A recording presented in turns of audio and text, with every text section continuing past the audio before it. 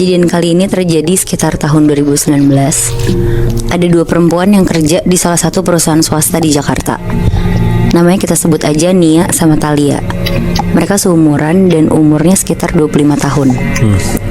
Jadi mereka tuh sebenarnya baru kenal sekitar 6 bulan karena sama-sama di divisi marketing. Cuma mungkin karena energinya juga cocok kali ya. Jadi performance kerja mereka tuh bagus banget. Akhirnya mereka berdua tuh ditugasin untuk dinas keluar kota sama bosnya buat ngebantuin holding company yang ada di Surabaya. Akhirnya mereka ditransfer lah ke Surabaya sebulan dulu buat trial. Ya mereka berdua yang udah deket banget kayak bestie gitu mah seneng banget karena sekalian refreshing sejenak juga kan. Kayak ganti suasana juga.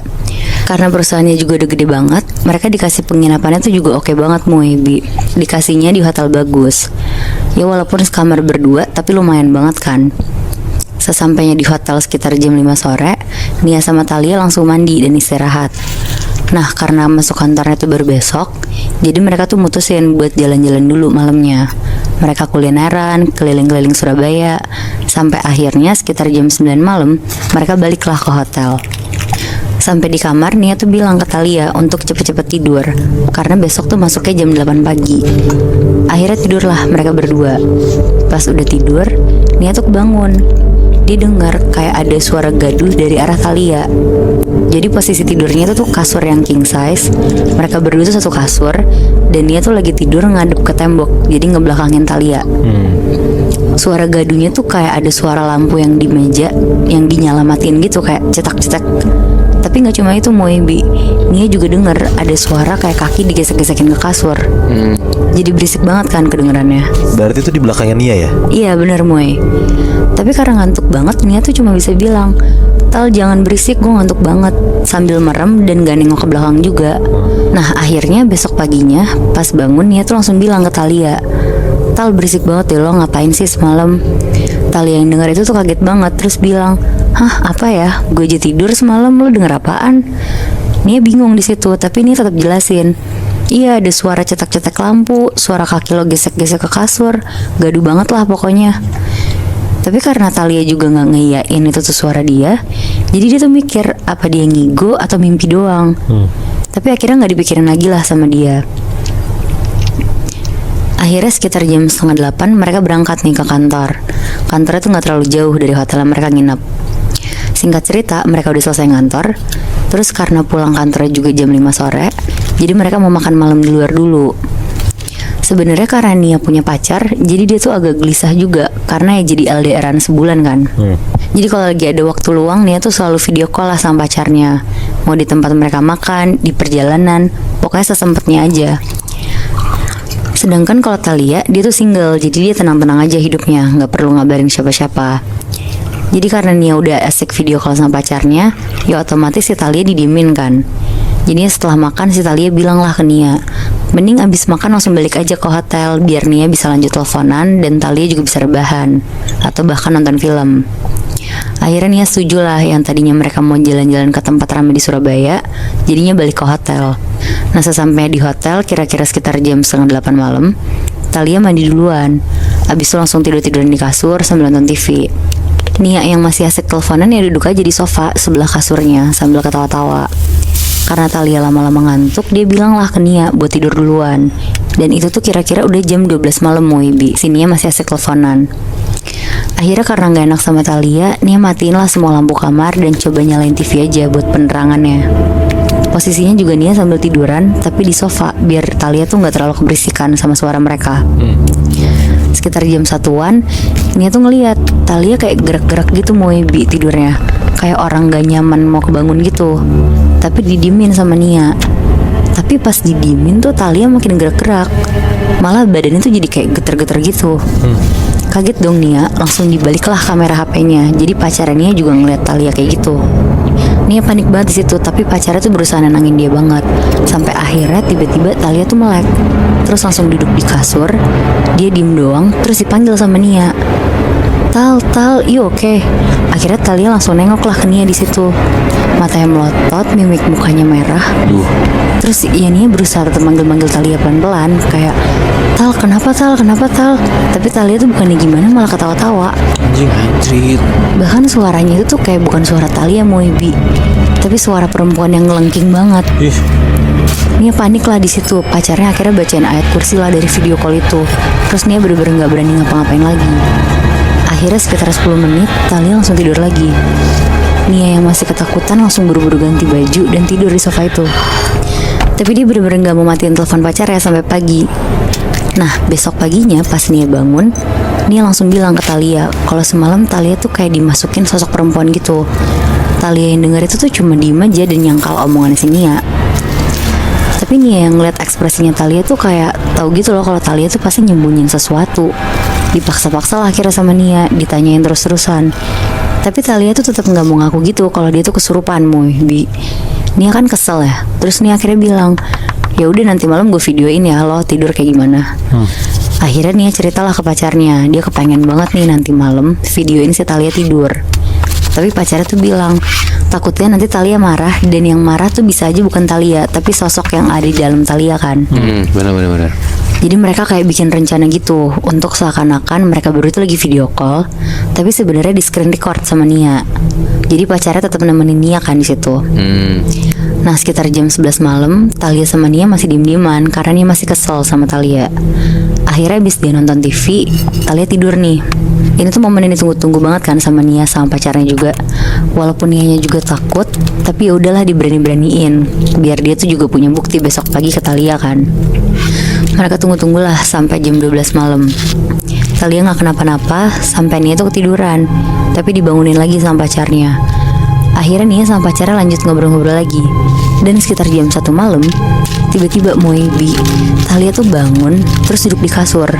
Pandangan matanya kosong, terus itu berdiri sambil kayak nari ronggeng gitu. Anjing, di atas kasur. Di bawah kasur. Oke. Dia gak berani bersuara, bahkan dia tuh nangis-nangis sambil arahin kamera HP-nya ke Thalia. Tapi Moibi, lama-lama Thalia tuh kayak ngebuka bajunya dan dia bener-bener nari tapi telanjang bulat gitu. Di situ Nia langsung matiin video callnya, terus dia langsung lari meluk Thalia. Dia nangis-nangis kenceng banget dan nelfon resepsionis buat bantu dia. Ditutupin lah Thalia pakai selimut hotel. Gak lama resepsionis yang untungnya juga perempuan tuh datang, bantuin Thalia yang lagi nari-nari dan pindahin ke kasur.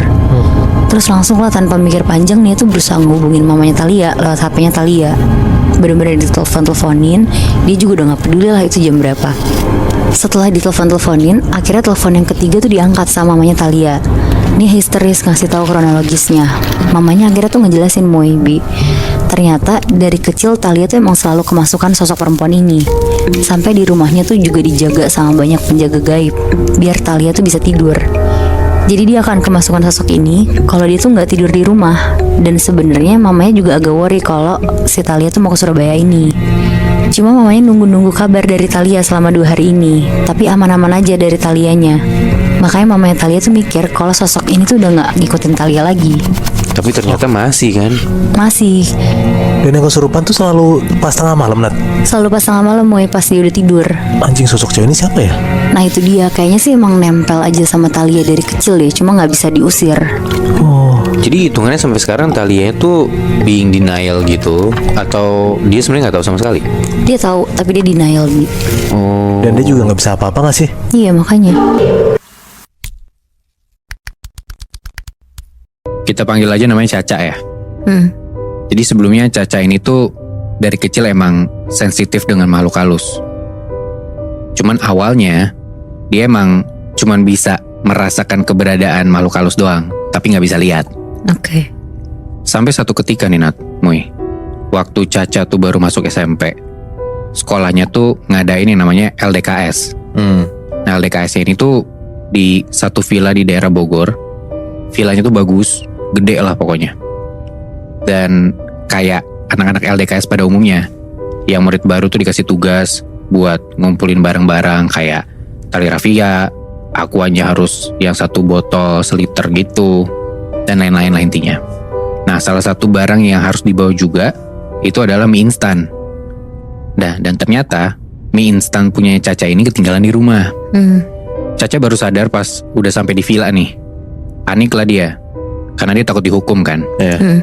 Dia nanya ke temen-temennya, ada warung nggak deket sini? Ada di mana tuh? Untungnya temennya Caca ngasih tahu kalau di luar villa tuh ada warung. Keluarlah Caca dari villa.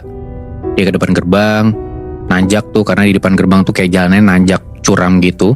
Sambil lari juga tuh dia buru-buru karena panik kan, satu barangnya dia gak kebawa nih buat LDKS. Dan untungnya dapet. Dia beli mie instan di warung. Udah selesai beli mie instan, dia langsung balik lagi tuh ke villanya.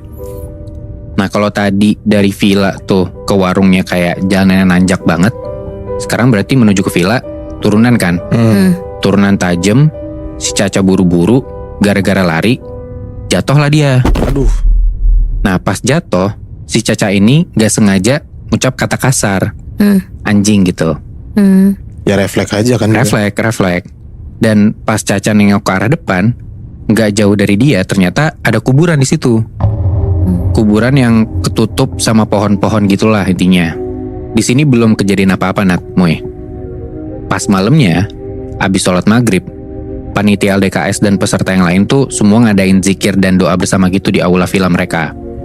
Kayak aulanya tuh space besar, rada setengah outdoor gitu, jadi gak ada pintu dan jendela sama sekali.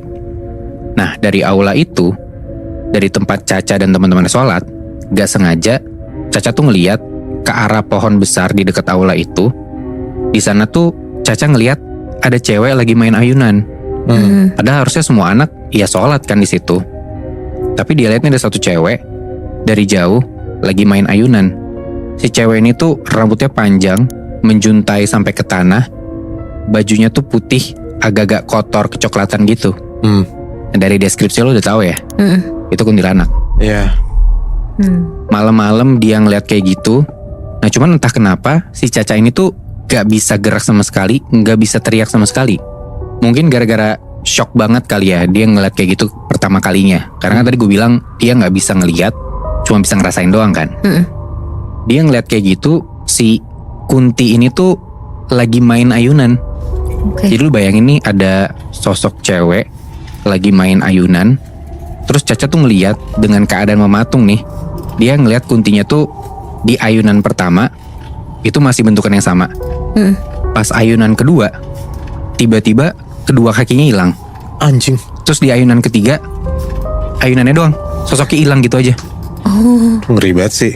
Malam-malam lagi kan dia ngeliat kayak gitu. Dan pas makhluk ini udah hilang, barulah saat itu Caca bisa teriak. Dia teriak kenceng tuh, sampai semua orang yang ada di aula ngedenger Caca.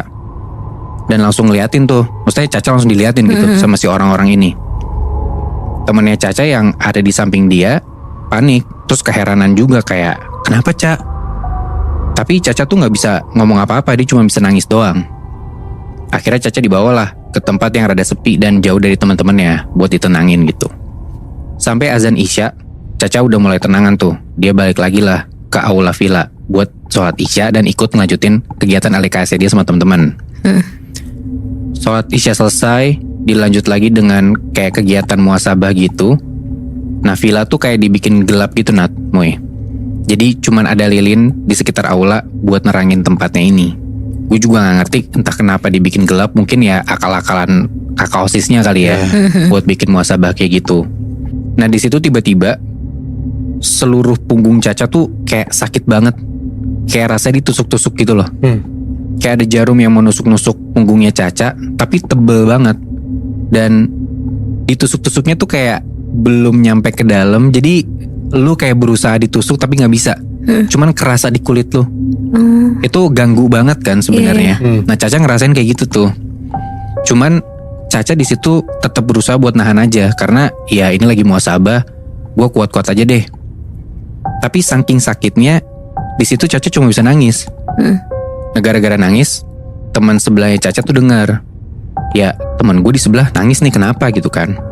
Dia kira si Caca ini nangis gara-gara dengar muhasabahnya. Padahal enggak, karena lagi nahan sakit kan sebenarnya.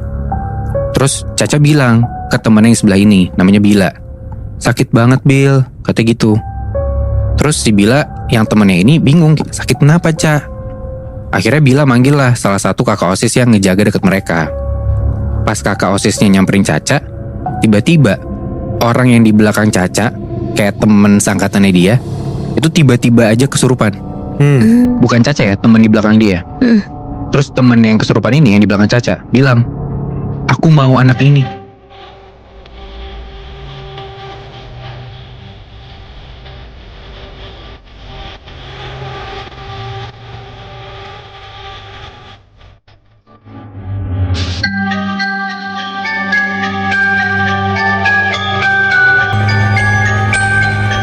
Ada satu kejadian yang menimpa Windy namanya.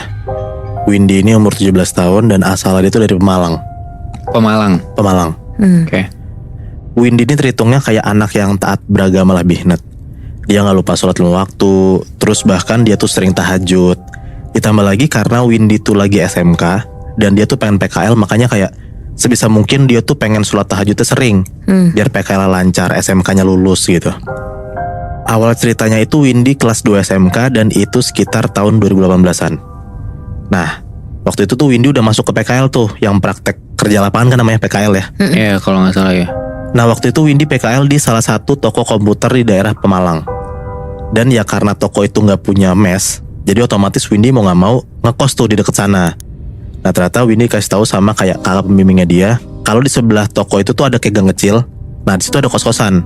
Windy disuruh ngekos lah di sana. Dan waktu itu juga ternyata banyak tuh anak PKL di toko itu, cewek dominan yang ngekos di tempatnya si Windy ngekos juga.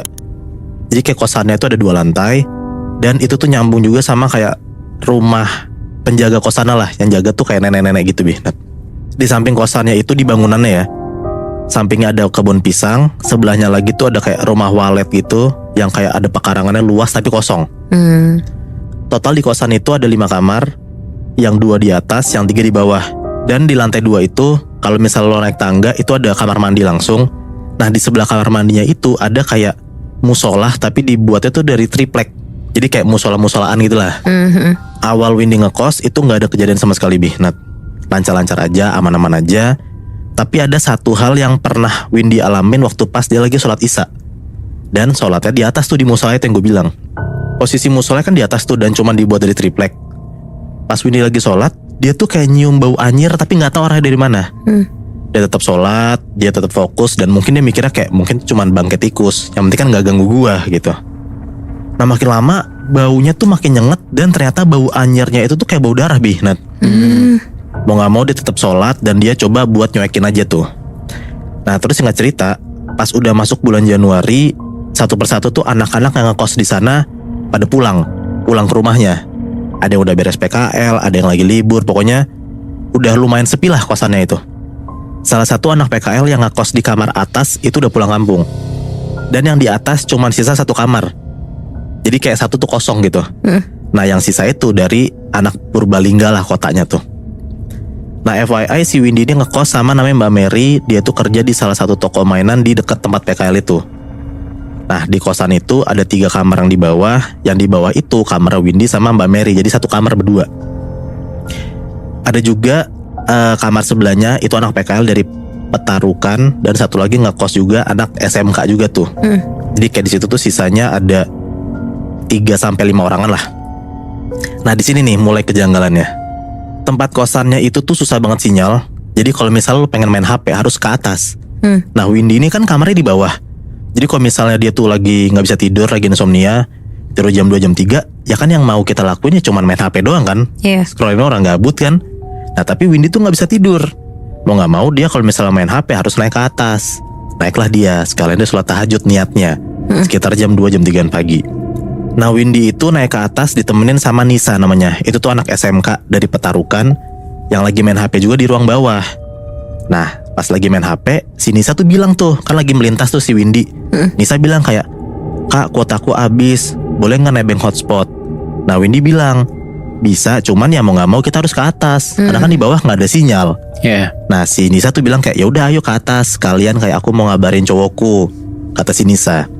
Naiklah nih si Windy sama Nisa naik ke atas. Si Nisa pakai hotspotnya Windy sholat. Nah, pas Windy lagi sholat itu gak lama kemudian Nisa pulang. Nisa turun gitu ke kamarnya. Oke. Si Windy ya sendiri dong di atas.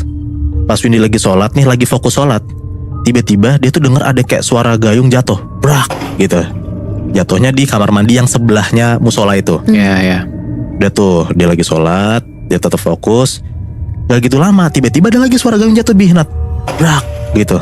Dan itu tuh ada air berasanya. Dan Winnie tuh sadar banget kalau di kamar mandi sebelahnya dia itu gak ada orang sama sekali. Dan dia tuh gak salah dengar sama sekali. Kayak bener gue yakin ada gayung jatuh di kamar mandi sebelah gue gitu. Ya karena jam 2 jam 3 juga siapa yang kamar mandi kan? Iya. Pun juga kalau ada orang kan dia pasti kedengeran tuh. Ada yang naik, ada yang tutup pintu gitu kan. Ada langkah kakinya sebelum si gayung itu jatuh lah ya. Iya benar. Terus pas Winnie lagi sholat, tiba-tiba dia denger ada kayak orang yang lagi ngegaruk tripleknya dia Nat. Kan cuma pakai triplek tuh. Iya. Nah Winnie tuh denger jelas banget kayak ada suara kayak krok, krek, gitu.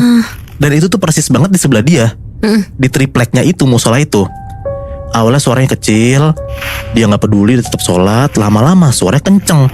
Ya makin deg-degan dong, kayak gue lagi sholat digangguin. Ini fix banget, ini bukan orang. Ini setan gitu yang gangguin gue. Sholatnya gak fokus. Lama-lama dia udah cepetin sholat itu karena udah macam-macam pikirannya kan. Udah ada tahiyat akhir, dia lagi assalamualaikum ke kanan. Nah pas lagi nengok ke kiri, dia ngeliat di belakang dia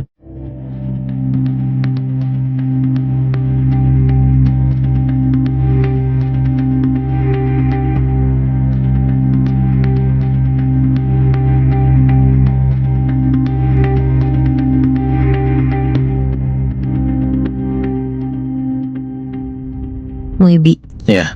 kali ini gue mau bawain cerita tentang kejadian yang dialami sama seorang siswa pas dia lagi sholat.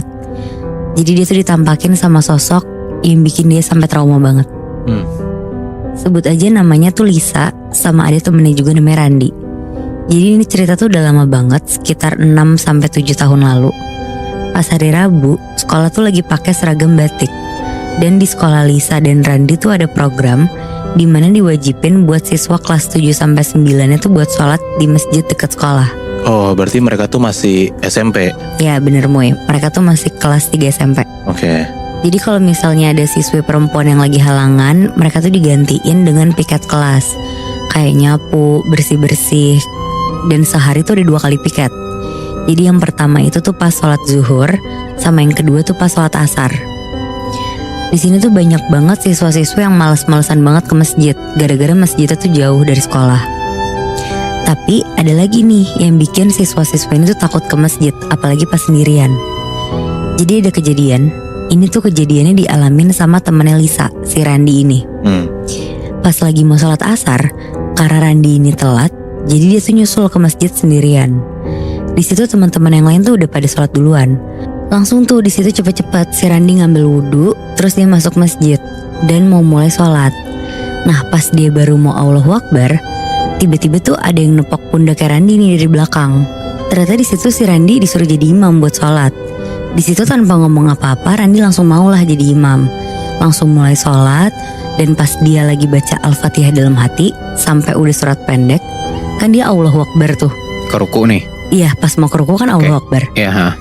Tapi tiba-tiba dari belakang tuh kayak banyak makmum yang ngomong Allahu Akbar juga Moibi. Oh. Maksudnya kayak tadinya yang nepok cuman satu, terus kayak ngerasa gak ada siapa-siapa, tapi tiba-tiba rame gitu. Iya benar. Wow. Di situ si Randi tuh mikir, oh tiba-tiba banyak nih yang jadi makmumnya dia. Padahal tadi kan ya benar kata lo Bi, yang nepok kan cuma 1 orang kan. Terus setelah rakaat berikutnya, si Randi tuh di situ nyium bau kayak gak enak gitu loh. Terus karena dia juga jadi imam, jadi posisinya kan paling depan kan. Nah ada sesuatu yang kayak ngeganggu pandangannya si Randi ini. Jadi di pojok kanannya dia bisa kelihatan tuh pakai ekor matanya. Kalau di situ tuh ada perempuan pakai baju putih, bajunya tuh kayak lusuh gitu. Tapi kalau dilihat-lihat baju putihnya ininya tuh kayak mukena. Jadi kayak ada perempuan pakai mukena, satu chef sama imam. Oh aneh. Iya aneh. Nah Randi di situ masih nyoba mau lanjutin sholatnya tuh. Walaupun ya bingung banget kan, lo lagi sholat tapi di kanan lo ada sesuatu kan.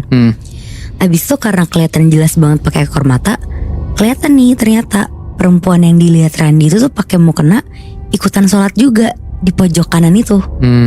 Akhirnya pas sampai rakaat terakhir, Randi tahiyat akhir, terus pas salam terakhir sholat, pas dia bilang Assalamualaikum warahmatullahi wabarakatuh, di belakang Randi tuh sunyi banget Muhibi. Bener-bener gak ada yang nyautin balik. Tadinya rame yang nyautin. Tadinya bener rame, Sekarang gak ada. sama sekali gak ada. Oh. Aneh. Di situ si Rani bingung banget dong. Akhirnya selesai salam dia langsung nengok lah ke belakang karena penasaran. Dan pas Rani nengok, dia tuh ngeliat Muihbi. Ada perempuan yang pakai mukena itu. Jadi di daerah Bekasi, sekitar tahun 2011-an, ada satu keluarga isinya tuh Pak Jerry, usianya 50-an tahun, istri dan 2 anaknya. Nah, anak pertama namanya Beno dan anak kedua namanya Stella. Beno ini udah hampir 30-an tahun dan Stella ini masih kuliah. Ini keluarga cemara banget, Nat, Muy, harmonis, dan Pak Jerry ini ya bisa dibilang pengusaha yang punya toko besar kayak agen gitulah. Dan satu keluarga ini namanya udah gue samarin ya. Oke. Karena ini sebenarnya aib banget. Jadi Pak Jerry ini punya 3 saudara. Dia tuh anak tengah. Dan di antara 2 saudara lainnya, dia tuh yang paling mendingan lah. Hidupnya tuh lebih bagus, pengelolaan keuangannya bagus. Sedangkan 2 saudara lainnya tuh gak kayak dia. Nah, suatu hari neneknya Stella sama Beno, yang mana itu nyokapnya Pak Jerry ini, itu tuh meninggal. By the way, sebelumnya kakeknya udah meninggal lama ya. Jadi ya memang udah tinggal neneknya doang. Nah, si neneknya ini sebelum meninggal diurus sama adiknya Pak Jerry, cewek. Kita sebut aja namanya Bu Jessica ya. Oke. Nah, menurut Bu Jessica ini, ibunya mereka itu pesan kalau sebelum si ibu ini meninggal, si neneknya Stella dan Beno, itu sebagian harta si nenek ini tuh harus dikasih ke Jessica. Karena dia yang ngurus si nenek ini kan. Dia yang ngurus ibunya gitu. Oke. Nah ya kalau dari Pak Jerry, ya Pak Jerry biasa aja. Karena kan emang adiknya yang ngurus anyway gitu kan. Pak Jerry juga sebenarnya yang selalu nge-support secara finansial juga buat ngurusin si ibunya ini. Dan selalu bantu-bantulah sebelum akhirnya ibunya ini meninggal. Dan dia juga gak punya masalah dengan hal itu. Kayak ya udah warisannya dibagi lebih banyak pun ke Jessica juga gak apa-apa.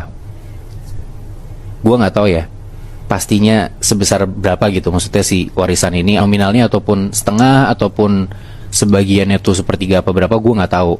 Tapi intinya pembagian warisan ini nggak disetujuin sama kakaknya Pak Jerry yang nomor 1. Intinya kakaknya atau abangnya Pak Jerry ini nggak mau lah buat hartanya tuh jatuh ke tangannya Jessica. Nah kita sebut aja abangnya Pak Jerry ini namanya Johan ya. Si Johan ini maunya bagian dia tuh paling gede buat jatuh ke tangannya dia. Karena dia ngerasa ya betul. Nah cuman gak berapa lama nih Nat, Muy, Pak Jerry ini sakit. Perutnya tuh rada menggembung gitu. Dan kalau kata diagnosis dokter, intinya Pak Jerry ini punya penyakit hati. Intinya livernya Pak Jerry ini membengkak. Cuman yang aneh adalah Stella itu tahu kalau selama bokapnya hidup, selama Pak Jerry hidup, dia tuh tahu banget kalau bokapnya ini hidupnya sehat, healthy lifestyle banget, gak macem-macem lah. Tapi kenapa tiba-tiba bokapnya sakit liver? Dan gak beberapa lama ternyata sakitnya Pak Jerry ini makin parah. Pak Jerry itu sampai gak bisa bangun dari tempat tidur dan perutnya makin bengkak. itu kejadiannya tiba-tiba banget ya? Tiba-tiba banget. Setelah percekcokan warisan ini dan pas Pak Jerry sakit terus diurus sama istrinya, Pak Jerry itu kalau buang air besar dia sampai ngeluarin darah dan ada rambut keluar gitu dari buang air besarnya itu. Di situ Pak Jerry ngerasa kalau kayaknya dia perlu penanganan yang lebih nih, gak cuma sekedar dokter doang. Dia ngerasa ada yang gak beres sama badannya dia. Dan dia juga beberapa kali muntah-muntah tuh Nat, Muy, sampai ngeluarin belatung dari mulutnya. Padahal pas di ronsen sama dokter, itu cuma pembengkakan hati aja. Berarti secara medis emang beneran sakit hati tuh? Bener, cuman Pak Jerry ngerasa kayak, ya kok kayaknya penyakit hati tuh gak separah ini gitu loh. Nah dari situ Beno coba buat tanya ke temennya yang emang orang pintar. Kata temennya Beno, ini kayaknya ada benturan antara kakak dan adiknya Pak Jerry. Kakaknya Pak Jerry tuh gak terima kalau misalkan gak bisa dapat warisan yang lebih besar dari si dua adiknya ini. Tapi ya adiknya juga ngerasa kalau dia mesti nerima bagiannya dia dong. Nah Pak Jerry ini di tengah-tengah kayak kena benturan ilmu hitam dari keduanya gitu loh. Anjir, kasihan gue jadi kena apes ya. Iya padahal dia gak ngapa-ngapain kan. Nah temennya Beno ini nyaranin buat minta bantuan ke pastor. Karena ya mungkin dari namanya juga udah kedengeran kan, dia tuh orang Kristen gitu. Ya udahlah akhirnya keluarganya Pak Jerry ini minta bantuan ke pastor. Dan akhirnya pastor dengan beberapa orang tuh datang ke rumah Pak Jerry buat ngedoain Pak Jerry lah intinya. Dan pas di tengah-tengah orang-orang lagi pada ngedoain itu, di malam itu rumahnya Pak Jerry itu tuh Pak Jerry muntah-muntah. Cuman muntahnya Pak Jerry ini warnanya putih kayak susu gitu, dan keluar banyak banget rambut dari mulutnya.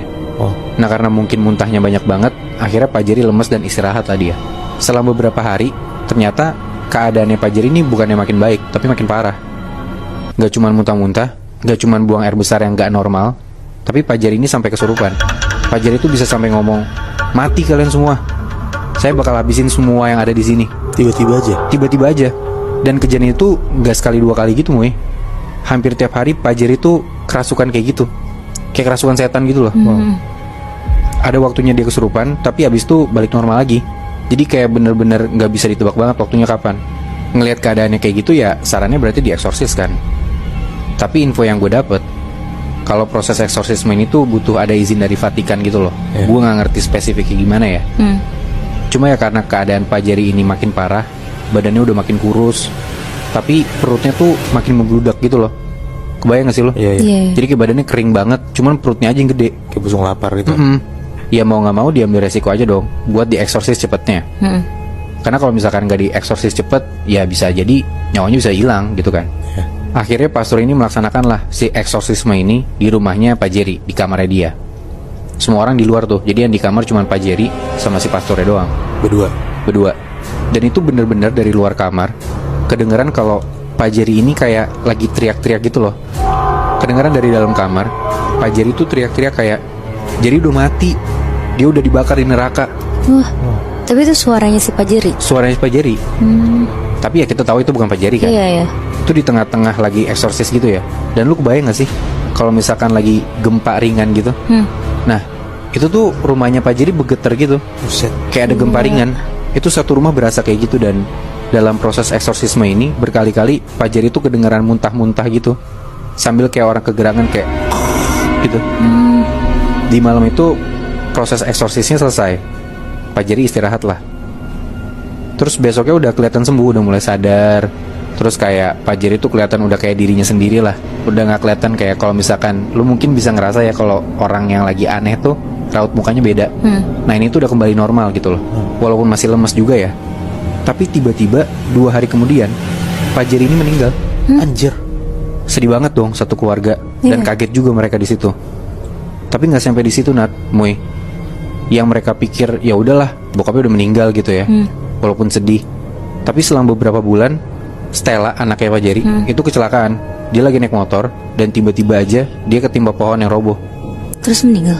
Meninggal di tempat. Mungkin kelihatannya kayak kecelakaan biasa ya. Cuman rasanya Beno dan nyokapnya ini keadaannya makin parah gitu loh Nat, Moy. Ekonomi keluarganya tuh makin buruk. Kayak musibah yang mereka terima tuh nggak selesai-selesai gitu loh. Bokapnya udah meninggal, adiknya Beno juga meninggal.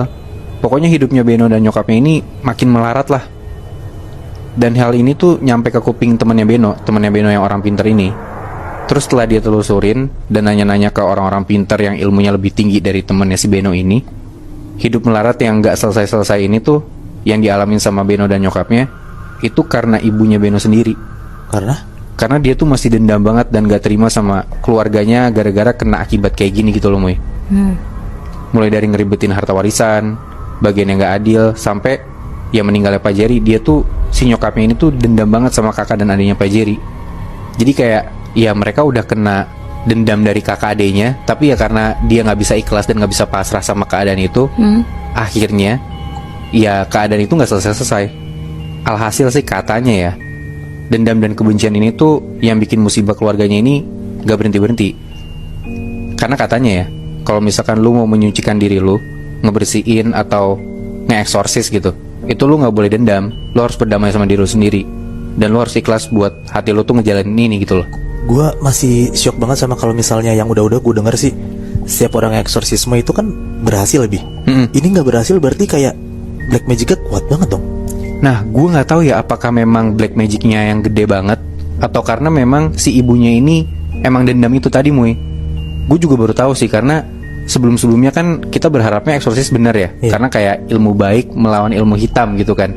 Tapi ternyata itu tadi yang gue bilang, itu yang gue baru tahu juga kalau misalkan lu nggak bisa pasrah sama Tuhan mungkin ya, atau nggak bisa pasrah sama keadaan, justru malah lu nggak bisa dibantu sama sekali gitu loh. Tapi setelah kejadian itu, Bi, istrinya si Pak Jerry sama Beno hidupnya gimana?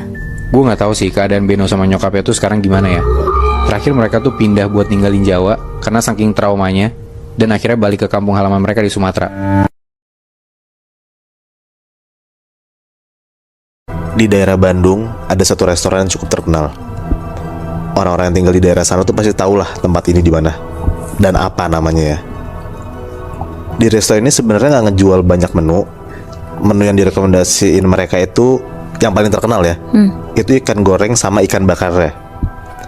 Usut punya usut, resto ini punya salah satu orang yang asli daerah Jawa Barat, yang emang besar dan udah sering ngembangin bisnis mereka di sektor makanan gitu. Jadi nggak cuma satu restoran ini doang di Bandung gitu loh. Restonya ukurannya ya lumayan gede, makanya di resto ini punya banyak banget karyawan. Kira-kira tuh sekitar ada 20 karyawan gitu lah. Dengan ukuran yang lumayan luas, resto ini tuh jadi kayak terkenal setiap hari tuh penuh. Dan sering banget antrean tuh panjang banget lebih, Nat. Tapi suksesnya tempat ini tuh sering banget jadi pembicaraan sama banyak orang. Banyak orang ngejudge juga katanya restoran itu penuh karena pesugihan atau pakai penglaris gitu. Nah ini tuh makin jelas banget setelah beberapa karyawan mereka itu juga nemuin hal-hal janggal. Ada salah satu karyawan yang namanya Adit. Adit ini tuh baru kerja 3 bulan Nat, di resto ini. Dan dia tuh emang anak rantau gitu, makanya dia nggak punya tempat tinggal lah di kota itu. Nah Adit selain jadi karyawan di sana, dia tuh juga dipercaya sama bosnya buat kayak ngejagain restonya kalau tutup lah. Nah makanya dia tuh kayak di hire 2 kali gitu loh. Yang pertama jadi pelayan, yang kedua tuh jadi kayak ngejagain tempatnya. Nah makanya si bosnya ini tuh kayak ngasih satu kamar di kos-kosan deket restonya itu. Oh di dekat restorannya itu dia dikasih kayak semacam tempat tinggal. Iya kayak fasilitas gitu kali ya. Oh, deket dari resto terpisah gitu kan? Iya, tapi deket banget dari resto itu. Nah ada satu hari di mana resto ini tuh bener-bener rame banget. Adit sama beberapa temennya tuh sampai kewalahan lah. Dan ternyata itu ngebuat banyak banget karyawan di sana yang capek dan sakit lah, beberapa ada yang tumbang lah gitu. Nah kebesokan harinya pas Adit datang ke resto itu, dia ngeliat ternyata emang banyak banget teman-temannya nggak masuk karena sakit semalamnya kan, emang kerjanya tuh kayak rodi banget gitu kan. Sebenarnya Adit tuh udah rada nggak enak badannya, udah rada sakit. Cuman karena dia kasarannya difasilitasin sama si bosnya, makanya dia maksa diri buat tetap masuk tuh di hari itu. Ya karena dia juga butuh duit nggak sih? Iya. Waktu paginya mereka ini selalu diabsen nih satu-satu buat SOP mereka gitu. Nah sewaktu diabsen, jumlah mereka ini ya 10 orangan lah. Dan ada beberapa juga mungkin kayak pelayan baru gitu buat ngegantiin orang-orang yang nggak masuk, karena Adit pun juga baru ngeliat nih orang-orang ini tuh siapa gitu. Adit nggak kenal lah. Ya intinya Adit dan teman-temannya Adit yang emang udah lama jadi pelayan di sana tuh juga ngeliat gitu pakai mata kepala mereka sendiri kalau waiternya hari ini tuh nggak gitu rame, nggak kayak biasanya. Adit udah ketakutan banget nih, keteteran pas nanti restonya rame. Nah pas di jam restonya rame, Adit ngerasa kayak kerjaan ini ternyata enteng banget. Dan Adit juga mikir kayak 10 orang ini juga tetap kerjanya tuh efektifnya sama gitu loh, sama kayak 20 orang yang biasanya. Walaupun Adit udah ngerasa tenang, Adit tuh juga ngerasa bingung karena sebenarnya agak mustahil 10 orang bisa kerja dan lancar banget, padahal 20 orang aja suka keteteran. Nah Adit tuh nyari tahu dan mulai nanya lah ke teman-temannya kayak kok bisa 10 orang kerjanya bisa nggak kewalahan gitu. Ada beberapa teman-temannya Adit yang diem, tapi ada satu nih yang bilang, aku ngerasa ada yang aneh sih Dit. Beberapa pelayan di sini tuh juga aku tuh asing liatnya, kata temennya si Adit ini. Di situ Adit mulai mikir kayak apa mungkin ini bukan manusia? Soalnya kalau misalnya manusia ya pasti kewalahan, jelas banget gitu loh. Akhirnya di malam hari sebelum restonya tutup dan udah mulai sepi, Adit coba tuh nyamperin satu-satu karyawan lain buat basa-basi. Nah dari beberapa orang yang Adit datengin, yang kenal sama Adit tuh nyapa pasti. Nah tapi ada yang nggak kenal sama Adit juga, mukanya tuh flat aja, datar banget Nat. Sampai ada satu orang yang didatengin sama Adit. Nah pas banget nih Adit deketin dia, pas pengen ngomong nih Adit ke dia nih, tiba-tiba orang ini bilang, jangan bingung ya, kami cuma diminta bantu.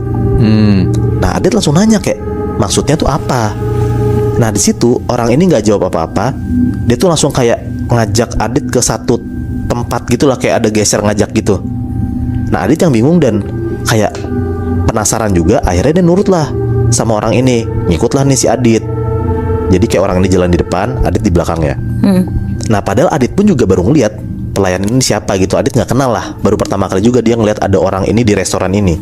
Si orang ini kayak ngajak Adit ke satu ruangan di belakang dapur yang Adit pun juga nggak pernah ngeh kalau ada ruangan itu. Karena di dekat dapur ini ada kayak satu pintu dan nggak pernah dibuka. Jadi Adit juga baru ngeh kayak, oh ada pintu bisa dibuka. Ngikutlah nih dia masuk ke dalam. Terus Masuklah Adit ke ruangan ini bareng sama si orang ini.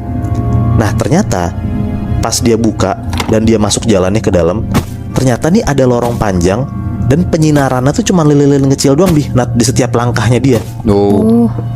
Adit berkali-kali nih nanya nih ke orang ini, mau kemana, ini mau kemana gitu. Tapi orang ini diem aja.